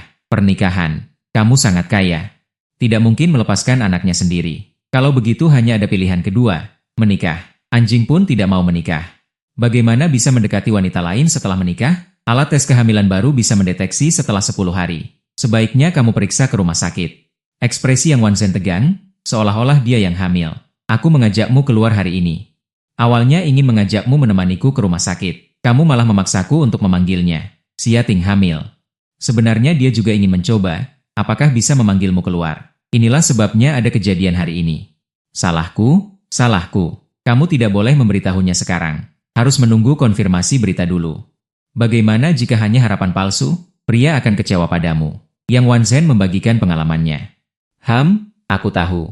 Xiating diam-diam berharap. Kamu mendengarnya dengan jelas di tepi danau. Suasana hatimu sangat rumit, bahkan makanan barbeque yang dikirim oleh gadis pelayan di samping pun tidak terasa enak. Kalau begitu tunggu sampai kamu mendapatkan hasilnya besok. Masalah villa tidak perlu terburu-buru. Yang Wanzhen menghela napas ringan. Lalu berkata, awalnya aku ingin memperkenalkanmu kepada beberapa wanita kaya setelah menjual villa kepada kalian. Kamu bisa membantu suamimu memperluas jaringan. Para istri kepala departemen dan para sosialita suka bermain mahjong di sini. Mata Xiating berbinar. Bermain mahjong dan minum teh sore bisa membantu suaminya. Bukankah ini kehidupan yang paling dia inginkan? Dia menyesap air putih dan matanya berbinar. Ini kamu berjalan kembali, berpura-pura tidak terjadi apa-apa. Bagaimana, sayang? Apakah kamu suka villa ini? Xiating menatapmu. Aku suka, kakak beli saja. Yang Yuanzhen juga menatapmu dengan marah. Dihadapkan dengan tatapan kedua wanita itu, kamu tersenyum tipis. Sambil mengelus kepala Xiating, ya, siapa suruh kamu menjadi gadis yang paling aku cintai? Apakah membeli ini akan membuatmu tertekan? Xiating mencubitmu dan bertanya, tenang saja, villa seperti ini, membeli 10 pun tidak masalah. Kamu dengan santai membual. Xiating sangat senang setelah mendengarnya. Bagaimana rasanya memiliki suami yang sangat kaya? Benar-benar menyenangkan. Dia dengan malu-malu berkata kepadamu, kakak, aku mau. Kamu pertama-tama berkata kepada Yang Yuanzhen, kalau begitu, panggil suamimu untuk membicarakannya. Ekspresi Yang Yuanzhen menegang. Dia buru-buru pergi untuk menelepon. Barulah kamu duduk dan menangkap keanehan dalam perkataannya. Sambil tersenyum nakal, kamu mau apa? Mau kamu. Xiating membuka tangannya dan memelukmu. Sebuah ciuman manis diberikan kepadamu. Kalian berdua berpelukan lama sebelum berpisah. Kamu memeluk pinggangnya. Menunduk dengan mesra. Sayang, kapan kamu akan membawaku ke rumahmu? Bertemu dengan orang tuamu. Mata Xiating membelalak. Kamu ingin bertemu orang tuaku? Aku berpikir sejenak. Memutuskan untuk membicarakan hubungan kita dengan orang tuamu. Kamu berkata dengan serius. Benarkah? Xiating tidak percaya. Kamu dengan lembut membelai pipinya. Demi masa depan kita, aku harus memikul tanggung jawabku. Saat ini, waktu seolah membeku. Cahaya bulan menyinari tubuhmu. Kemeja putihmu berkibar lembut tertiup angin. Di matamu terpancar cahaya yang tegas dan lembut, seperti mata air jernih yang mengalir ke lubuk hati Xiating. Terdalam, mata Xiating berkaca-kaca, terharu hingga tidak bisa berkata apa-apa. Terus terang, tidak ada yang lebih membuat hati berdebar daripada pria yang mengatakan akan bertanggung jawab. Terlebih lagi, Xiating berkata dengan bersemangat, jika ayahku tidak setuju kita bersama. Aku akan kawin lari bersamamu. Lelucon bodoh itu adalah kebenaran. Awalnya kamu berencana untuk menyogok ayah mertua. Suruh dia setuju hamil di luar nikah. Jika tidak setuju, kamu berencana membujuk Xiating untuk berbulan madu ke luar negeri. Tunggu bayinya lahir baru kembali ke negara. Saat itu nasi sudah menjadi bubur. Mertua mau memukul juga harus mempertimbangkan. Sekarang Xiating berinisiatif mengatakan ingin kawin lari. Semakin membuatmu percaya diri, kamu memeluknya. Keduanya berpelukan di bawah cahaya malam sambil mengucapkan kata-kata manis. Di sana Yang Wanzhen setelah selesai menelepon kembali, melihat pemandangan ini, merasa iri. Dia awalnya ingin pergi dengan bijak, tetapi selanjutnya akan membahas bisnis. Dia tidak bisa pergi. Hanya bisa duduk dan menemanimu minum. Ngomong-ngomong, berapa harga dasar perkebunan ini? Bisakah kamu memberitahuku sedikit bocoran? Kamu bertanya dengan santai, aku juga tidak tahu. Mungkin tidak akan lebih dari 200 juta. Yang Wanzhen menjawab dengan ambigu, ide suaminya tentang perkebunan ini adalah tidak rugi saja sudah cukup. Tetapi Yang Wanzhen melihatmu begitu dermawan, diam-diam menyuruh suaminya ditelepon untuk memasang harga yang lebih tinggi. Namanya juga laki-laki. Demi pamer di depan wanita, batu seharga 10 yuan pun rela mengeluarkan puluhan ribu untuk membelinya. Sayangnya, kamu mendengar percakapannya, 100 juta atau 200 juta, kamu tidak peduli. Tetapi kamu tidak suka dianggap bodoh, aku mempertimbangkan kamu adalah sahabat Xiating. Baru mencarimu untuk membeli perkebunan. Jika kamu tidak berniat menjualnya, aku harus bertanya pada orang lain. Kamu berkata dengan santai, jangan begitu kak, aku mengatakan yang sebenarnya. Ini semua suami saya yang bertanggung jawab, saya tidak begitu tahu harganya. Yang Wanzhen buru-buru menjelaskan. Kamu tersenyum dan menggelengkan kepala, lalu menoleh ke Xiating. Sayang, menurutku perkebunan ini kurang mewah. Bagaimana kalau kita melihat-lihat lagi? Aku mengeluarkan 500 juta. Untuk memilih perkebunan seperti taman tingkat 51. Bagaimana? Xiating mengangguk dengan bodoh. Dia dibutakan oleh kegembiraan akan menjadi seorang ibu, merasa semua ini tidak penting. Saat ini apapun yang kamu katakan adalah benar, Tuan Qin, perkebunan 51 itu. Mungkin tidak sebaik yang 100 juta milikku ini. Jika kamu benar-benar punya uang, kamu bisa sepenuhnya mengikuti ide Anda. Untuk terus memperluas berdasarkan ini, Bukankah 200 juta? Kenapa jadi 100 juta? Kamu bertanya sambil tersenyum. Xia adalah sahabat terbaikku, mana mungkin aku membiarkan kalian rugi. Yang Wanzhen sama sekali tidak malu, dia berkata dengan penuh semangat, jangan khawatir, suamiku akan datang. Aku pasti akan membantu kalian menekan harganya menjadi 100 juta. Baiklah. Bicaralah setelah suamimu datang, kamu tidak terburu-buru, setelah 10 menit lebih. Sebuah Audi datang dengan tergesa-gesa, pengaruhmu sangat bagus, dari jauh sudah terlihat. Dia sudah berubah menjadi sosok sukses yang lincah seperti elf. Haha. Halo Tuan Qin, senang bertemu dengan Anda, sudah lama mendengar tentang Anda. Suara tawa terdengar lebih dulu. Pria parubaya dengan cepat membedakan siapa tokoh utamanya, datang ke hadapanmu dan berjabat tangan dengan sopan. Nama saya Gao Yi, Anda bisa memanggil saya Xiao Gao. Maaf, saya terlambat. Saya akan menghukum diri sendiri dengan sebotol dulu. Sambil mengatakan itu dia mengambil bir, membuka tutup botol dengan sumpit. Hampir saja mengenai, lalu menuangkannya ke mulut, gluk-gluk-gluk. Sekitar 10 detik, sebotol habis, orang yang langsung banyak bicara seperti ini. Pria yang membuka suasana dengan bir, tidak heran dia adalah bos di pegunungan Siren. Mari kita ganti dengan yang putih. Tidak masalah sama sekali. Malam ini dengarkan pengaturan Tuan Qin. Gao Yi tersenyum. Saya baru saja memesan pertunjukan tari dan nyanyi. Apakah Tuan Qin tertarik? Bagaimana kalau kita langsung ke Yunhu Biejuan? Sambil makan sambil menonton, matamu berbinar, tari dan nyanyi adalah hal yang disukai anak muda. Begitu Gao Yi datang, suasananya langsung menjadi panas, di mana-mana terdengar tawanya yang riang. Yang dibicarakan juga topik yang diminati anak muda, game, bar, mobil. Setelah mengetahui kamu membuka perusahaan media, dia semakin membicarakan. Berbagai gosip gelap di dunia hiburan, saya bisa memanggil bintang terkenal untuk menemani minum. Dia membual. Orang yang pandai bergaul seperti ini, sangat disukai. Jadi aku minum beberapa gelas lagi. Tidak disangka kapasitas minumnya juga sangat bagus. Meskipun sedikit mabuk, dia masih bisa berbicara dengan lancar. Tuan Qin, saya Gao Yi belum pernah mengagumi siapapun dalam minum. Anda benar-benar orang pertama. Kapasitas minum Anda benar-benar tersembunyi. Saya kagum, minumannya seperti orangnya. Tuan Qin memiliki etika minum yang baik, karakternya pasti tidak perlu diragukan lagi. Benar-benar pria sejati. Ayo, saya bersulang untuk Anda lagi. Setelah dia minum, dia memuji Xia Ting. Tuan Qin benar-benar beruntung, memiliki Xia Nona yang cantik jelita. Menemani wanita cantik, tidak heran tidak menyukai, yang di depan bahkan malu untuk mengangkat kepala. Kakak Xia Ting menunjuk ke suami sahabatnya yang kaya raya seperti pohon beraroma anggur. Dia belum pernah melihatnya sebelumnya. Sekarang dia menjilat karena suaminya punya uang. Berbagai sanjungan membuat Xia Ting sangat senang dan sering melihatmu. Cahaya yang sama berbinar di matanya. Kamu menyadari tatapan panas Xia Ting. Di bawah rangsangan alkohol, dia juga sedikit menginginkan. Tetapi ketika dia memikirkan bahwa dia hamil. Malam ini tidak bisa bersenang-senang, kamu hanya bisa menghilangkan pikiran ini dan minum satu putaran lagi. Gao Yi mulai berbicara tentang villa, tidak tahu apakah dia sudah berbicara dengan istrinya. Biaya pemeliharaan, pengelolaan, dan pengeluaran harian villa ini selama 2 tahun ke depan. Gao Yi berjanji untuk membantumu. Mengelola villa ini dengan harapan melalui membantumu mengawasi villa. Menghibur tamu untukmu dan membangun hubungan yang baik. Lagi pula, sikapmu yang percaya diri dan tenang. Tampaknya bukan orang biasa. Tidak banyak orang yang bisa mengeluarkan villa senilai 10.000 yuan. Terlebih lagi, memberikannya kepada seorang wanita. Selain itu, kamu juga memiliki temperamen. Gao Yi mengikuti pemimpinnya. Juga telah melihat banyak dunia. Di Tiongkok saat ini, hanya di dalam ibu kota. Anak muda dari keluarga Qin memiliki modal untuk menghabiskan uang untuk membuat wanita bahagia. Dan kamu juga tergerak untuk merekrut. Gao Yi ini pandai berbicara, minumannya enak. Sepertinya dia sangat pandai melakukan sesuatu. Berpikir jika nanti ada acara sosial dan perlu mengajak orang makan. Berada di sisinya tidak akan membosankan, jadi dia menghabiskan 20 juta lagi untuk merekrutnya. Kamu tidak tahu bahwa idemu sama persis dengan paman kedua Gao Yi dulu. Minuman malam ini berlangsung selama 3 jam. Gao Yi minum terlalu banyak. Dia ingin menguji kemampuan minummu. Akibatnya, setelah 4 botol baijiu seberat 1 jin diminum, dia tidak bisa berdiri tegak. Untungnya, Yang Wanzhen menyadari bahwa suaminya mabuk. Tidak membiarkannya menemani Anda minum dengan nyawanya. Di kamar tidur di lantai 2 villa pada malam hari. Kamu mandi dan menghilangkan bau alkohol di tubuhmu, lalu berbaring di tempat tidur memeluk Xia Ting. Malam ini dia bilang dia tidak enak badan. Kamu berencana untuk tidur, tetapi karena alkohol.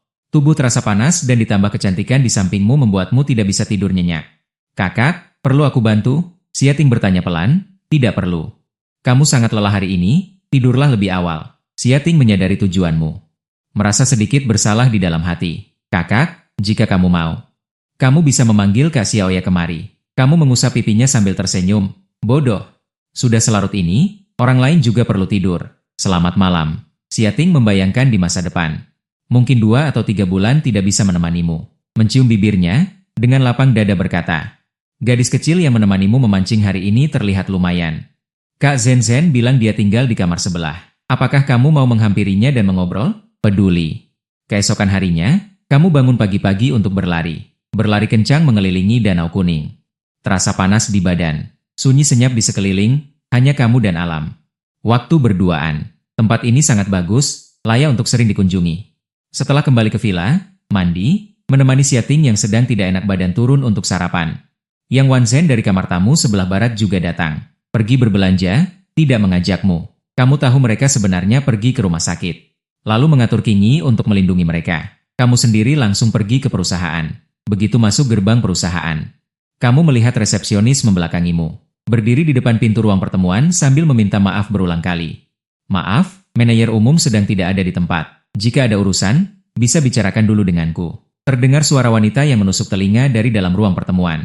Perusahaan hitam macam apa ini? Para pemimpinnya bersembunyi dan tidak berani menemui orang. Ya, menggunakan gadis kecil sepertimu untuk menipuku.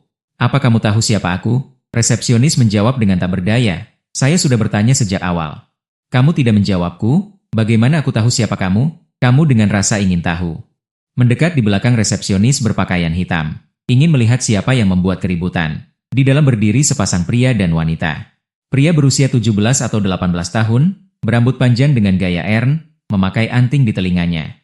Wanita berusia 40 tahun lebih, mengenakan rok bangsawan, memakai syal sutra. Wajahnya tidak bisa dibilang jelek. Tapi ekspresi marah dan mengancamnya membuat orang merasa jijik. Bibi itu sedang berteriak dengan penuh semangat. Apa ada cara bertanya yang tidak sopan seperti itu? Aku sudah datang sejak lama, bahkan tidak diberi air minum.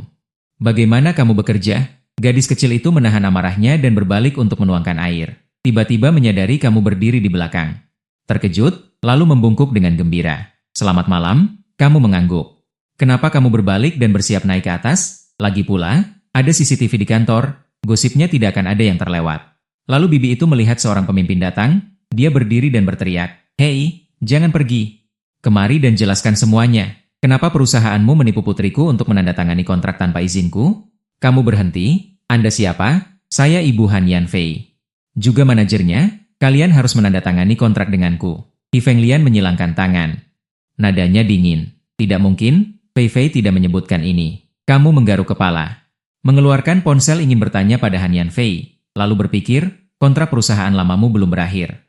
Seharusnya tidak ada manajer lain. Teringat orang tua Han Yanfei adalah You Baipi. Apa kamu mengerti? Ini karena melihat putrinya mengganti perusahaan manajemen, ingin bersaing untuk kontrak manajemen putrinya. Apa kamu punya kontrak dengan putrimu? Coba saya lihat. Kamu sudah punya penilaian di hati. Hi Fenglian melihatmu masih muda. Mengira hanya seorang pemimpin kecil, sikapnya semakin tinggi. Apa aku dan putriku butuh barang seperti itu? Pokoknya kontrak kalian sebelumnya batal, harus menandatangani ulang denganku. Bibi, Fei Fei sudah 22 tahun. Sepertinya kamu tidak bisa memutuskan masalah penandatanganan kontrak, kan? Hi Fenglian mengutuk. Aku ibunya, kenapa aku tidak bisa memutuskan? Panggil bos kalian keluar, aku ingin bicara langsung. Resepsionis baru saja akan memperkenalkan. Kamu menyuruhnya membuat kopi. Kamu masuk ke ruang tamu, duduk di depan Hi Fenglian. Bos kami sangat sibuk. Tidak akan memperhatikan hal kecil seperti ini. Kondisi apa yang kamu miliki, bisa bicarakan denganku dulu. Hanya denganmu, Hi Fenglian meninggikan suaranya, saya penanggung jawab Han Yanfei. Saya yang menemukan dan mempromosikan penandatanganan kontraknya, saya berhak berbicara denganmu. Kamu tersenyum dan menjawab. Baiklah, saya ingin kalian menyerahkan semua biaya film dan biaya iklan kepadaku untuk disimpan. Hi Fenglian berkata tanpa ekspresi. Sial, ibu ini terlalu tidak tahu malu. Kamu mengutuk dalam hati. Kamu ini merampok uang. Apa maksudmu merampok? Aku ibunya. Kenapa aku tidak boleh menyimpannya untuknya? Nada bicara Hi Fenglian memaksa. Beberapa tahun ini dia di luar sepeser pun. Tidak pernah diberikan kepada keluarga, tidak menghidupi kami orang tua sudah cukup, bahkan tidak membantu adik laki-lakinya sekolah. Apakah dia pantas menjadi kakak? Kata-kata ini terdengar aneh. Han Yanfei beberapa tahun ini. Bukankah dia membawa Wei Weijin? Dari mana uang untuk keluarga? Saya punya sedikit masalah. Bukankah seharusnya mengurus anak adalah urusan orang dewasa? Mengapa melibatkan Fei Fei? Anda terus menghindar dari masalah. Ayahnya menderita gagap kronis dan tidak bisa bekerja. Dia satu-satunya yang bisa menghasilkan uang di keluarga. Han Yanfei tidak punya uang selama bertahun-tahun. Ibunya sama sekali tidak memikirkannya, hanya ingin mendapatkan uang darinya. Tidak heran Han Yanfei memiliki kepribadian yang bengkok. Tidak peduli seberapa manis perkataanmu, dia tidak akan tergerak. Dia tumbuh di lingkungan seperti ini. Selain uang, dia mungkin tidak mempercayai siapapun. Anda menghela napas. Sudah jelas, kontrak tidak bisa diubah.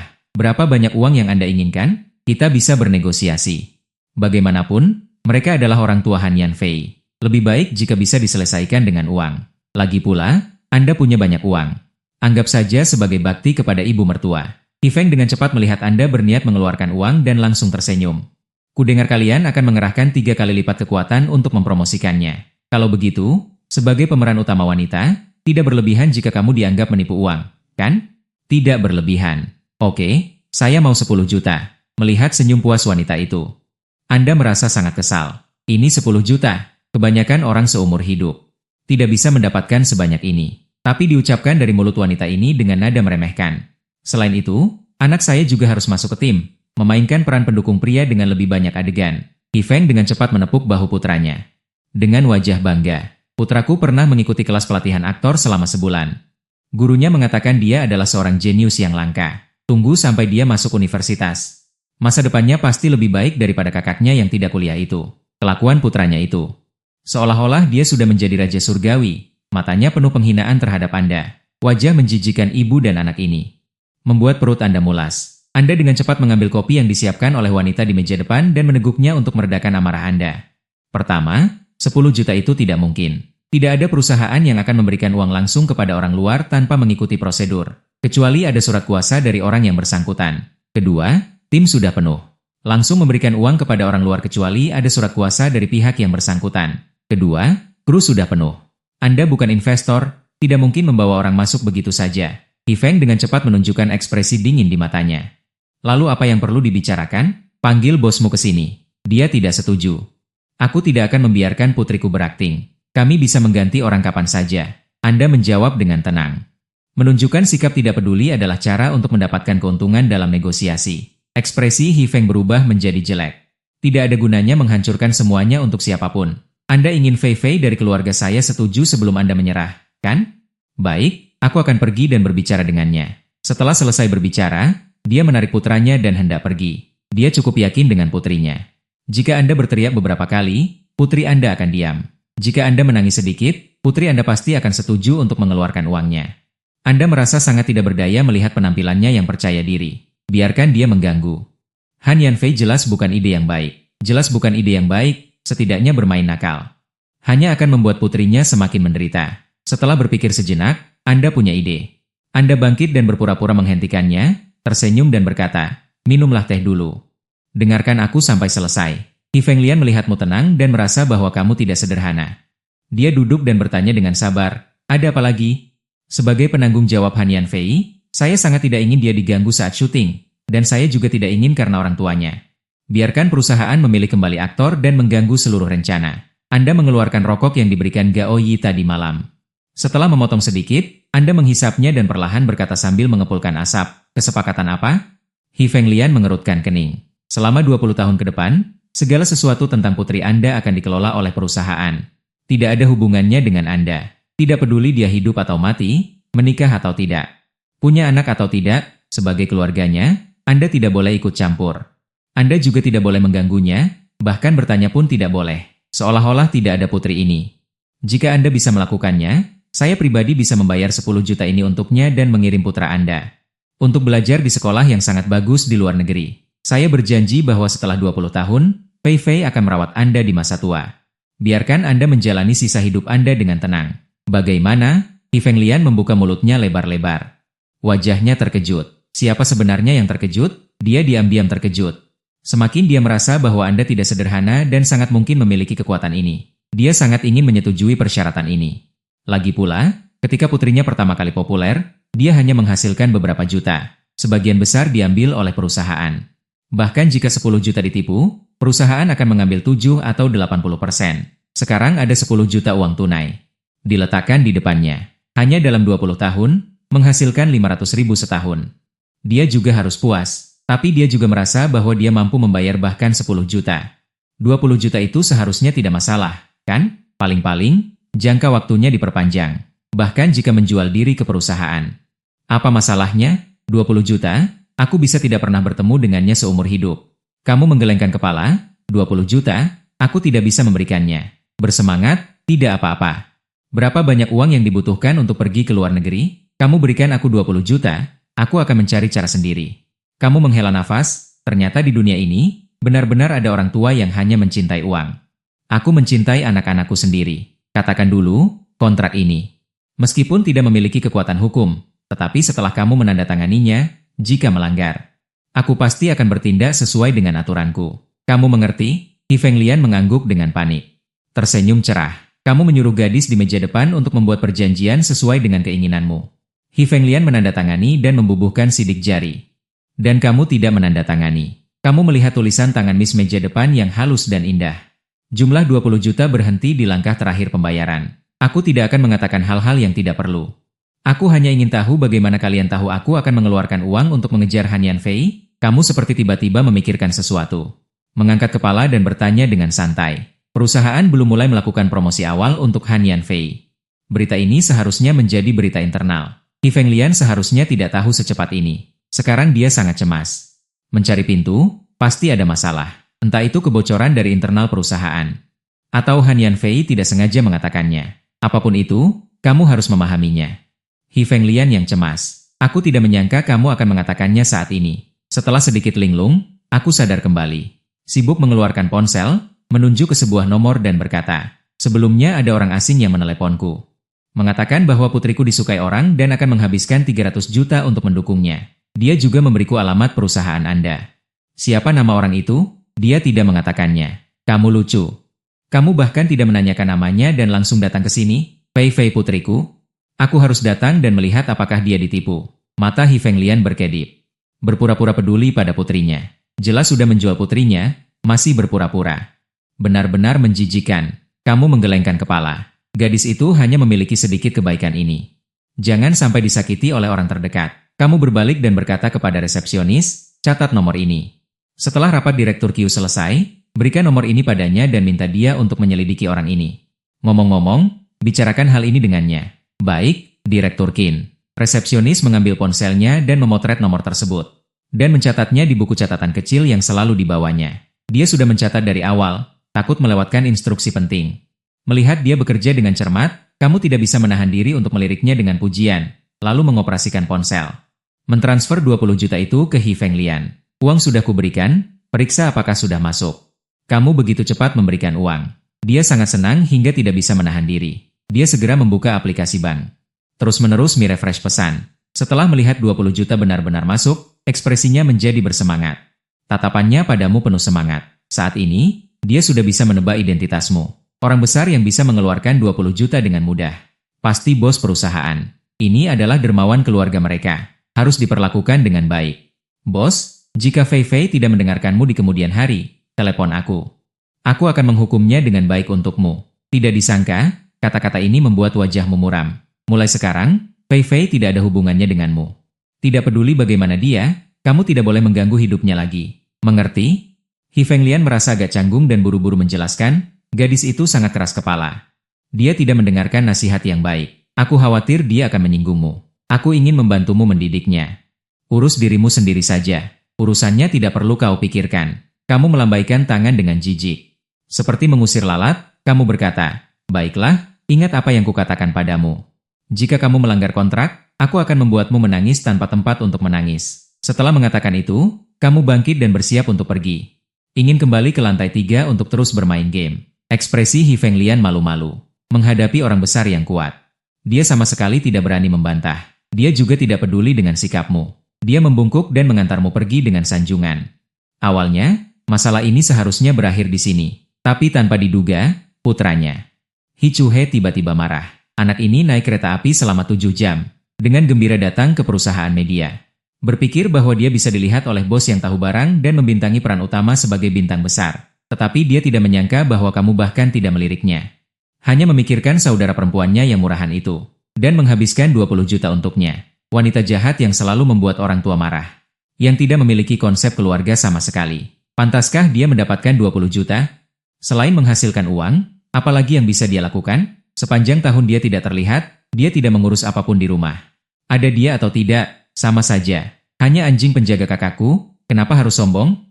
Han Chu dan Feng Lian sama-sama mendengar kalimat itu. Volume kalimat ini tidak besar. Dalam keadaan normal, dia hampir sampai di pintu. Seharusnya kamu tidak mendengar, tetapi kamu tetap mendengarnya. Kemarahan di matamu terlihat sekilas. Tadi karena sikap Feng Lian, kamu teringat pada orang tuamu sendiri, jadi kamu menahan amarah di dalam hati. Saat ini, mendengar kalimat ini berhasil memancing amarahmu. Kamu berbalik. Menatap anak laki-laki yang terlihat bodoh itu, kamu mencibir. Anak kecil dari mana ini? Feng Lian juga mendengarnya. Mendengar keluhan putranya, melihat kamu marah, dia menghentikannya untuk berbicara. Menyadari kesalahannya, dia merasa tidak enak. Maaf, Tuan Qin. Anak saya masih kecil, dia tidak pandai berbicara. Mohon jangan marah padanya. Kamu melihat pria berusia 17, 18 tahun itu, mencibir. Mengapa aku tidak boleh marah pada anak kecil? Aku hanya suka marah pada anak kecil. Sambil berkata, dia berjalan kembali dengan angkuh. Membuka tangan dan duduk di sofa. Anak kecil, tahukah kamu bahwa terkadang berbicara sembarangan adalah hal yang berbahaya? Feng Lian tersenyum meminta maaf dan mencubit putranya. Cepat minta maaf. Bagaimana aku mengajarimu? Di rumah kamu boleh bersikap seenaknya, tetapi di luar rumah kamu harus menahan diri. Saat ini, dia menerima uang. Han Chu mengeraskan lehernya, menatapmu dengan tidak puas dan berkata, kamu hanya tampan saja. Menghabiskan uang untuk memuaskan keinginan sesatmu. Feng Lian panik mendengar perkataan putranya. Menampar bahunya. Apa yang kamu bicarakan? Apakah orang kaya seperti dia kekurangan wanita? Jangan membuat masalah. Cepat minta maaf. Han Chu tidak mau kalah. Dengan keras kepala memalingkan kepalanya. Bukankah tujuanmu menghabiskan uang adalah untuk memiliki kakaknya? Hanya anjing penjaga? Apa yang perlu ditakutkan?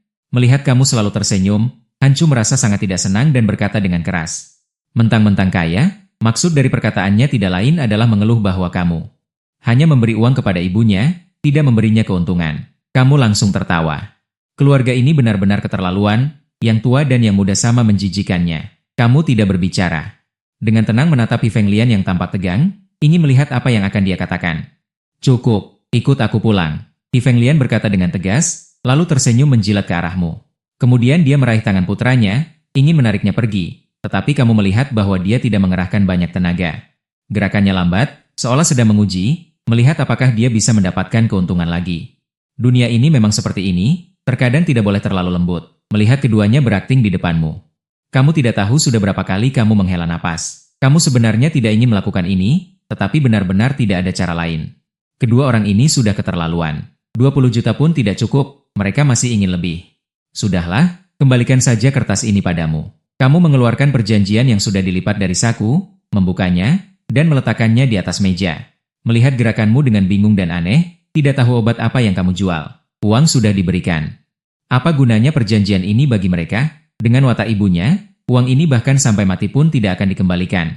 Presiden Qin, apa maksud Anda? Feng Lian bertanya dengan hati-hati. Kalian melakukan ini.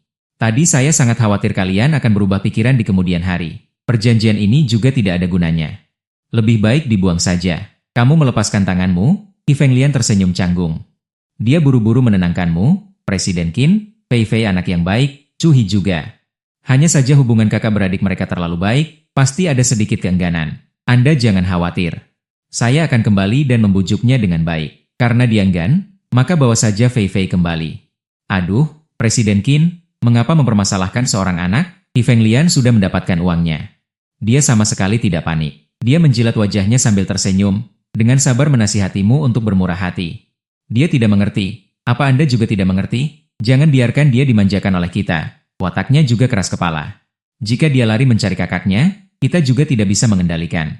Feng Lian menghela napas, bagaimanapun juga mereka adalah kakak beradik. Saya pikir lebih baik mengikuti keinginan anak-anak saja. Fei Fei juga membutuhkan teman keluarga, bukan? Melihatmu tersenyum. Sepertinya kamu cukup mudah diajak bicara. Dia merasa senang dalam hatinya, lalu secara tidak langsung mengisyaratkan. Perusahaan Anda terlihat cukup besar, pasti menghasilkan banyak uang, ya? Chu Hi kami akan selesai ujian masuk perguruan tinggi tahun depan. Dia juga bisa datang dan membantu di sini. Bagaimanapun juga, kita semua adalah keluarga, dan ada Fei Fei yang menjaganya dari dalam dan luar. Kamu setuju kan? Kamu tidak bicara, seluruh kota dengan sabar menonton penampilannya. Sampai dia selesai mengomel dan tidak mendapat jawaban, Ruang pertemuan menjadi sunyi. Han Chu-he mendengar perkataan ibunya dan sangat setuju, melalui kaca ruang pertemuan. Melihat sekelompok pekerja kantoran berpakaian rapi yang sibuk di kantor, dia merasa sangat iri. Dia juga ingin duduk di kantor bermain komputer dan dapat uang, apalagi wanita di dalamnya semua memakai stocking. Semuanya cantik, terutama wanita di sebelah bos, lebih menarik daripada gadis-gadis muda di sekolah. Dia sangat menginginkannya. Sudah selesai bicara? Kamu bertanya dengan tenang? Hei, bilang sudah selesai. Jika Tuan Qin tidak suka anakku mengganggu, mungkin berikan dia sedikit uang untuk menghiburnya. Juga boleh. Hi Fenglian semakin besar kepala. Kamu tersenyum. Benar-benar tidak tahu malu. Hi Fenglian terkejut dan tidak bereaksi.